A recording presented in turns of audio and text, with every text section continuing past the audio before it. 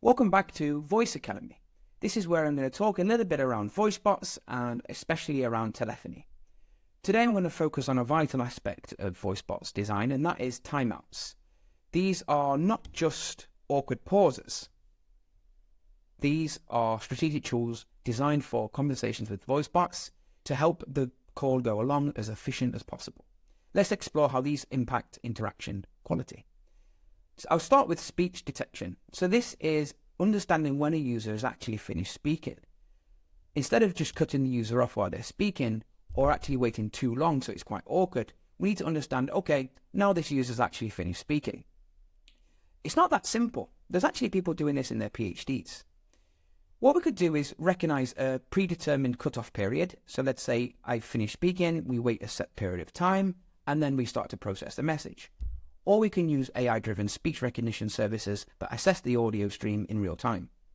These services can differentiate between speech and noise-based and set parameters like duration and acoustic patterns. We might need these to change and be dynamic based upon what input we're expecting from the user. So this means if a user wants to say, hey, I need to block my card, we can be pretty confident that they've said exactly what they need to say, and we can start to support and help that user.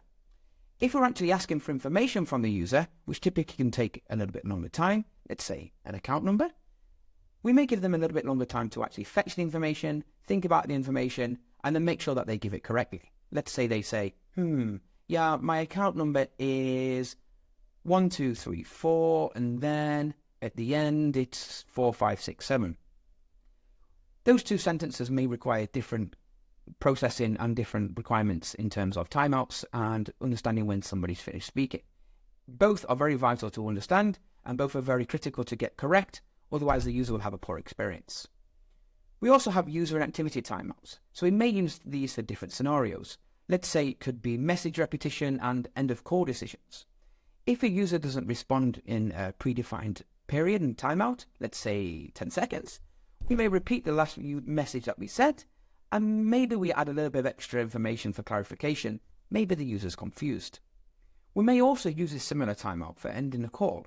Let's say that the user hasn't said anything for a period of time, and we're pretty certain that the user's not actually talking to us. This ensures we save resources and we're not talking to a silent line. For example, the voicebot might say, yeah, okay then, I'm going to hang up. Goodbye, friend.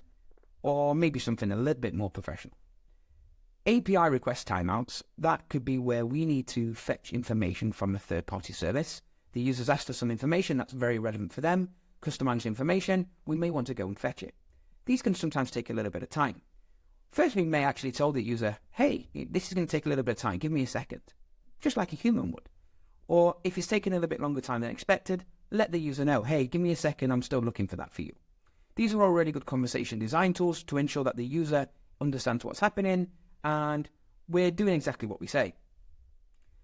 Of course, as I mentioned, these need to be dynamic, and we need to base these upon the user's behavior and how our conversations going during the transaction. Sometimes prompting responses initially are crucial, sometimes waiting a little bit longer time is good for the momentum.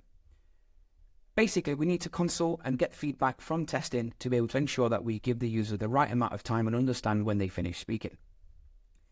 Designing these timeouts isn't just about setting arbitrary timeouts. It's about understanding the user's needs, the conversation flow, and system efficiency.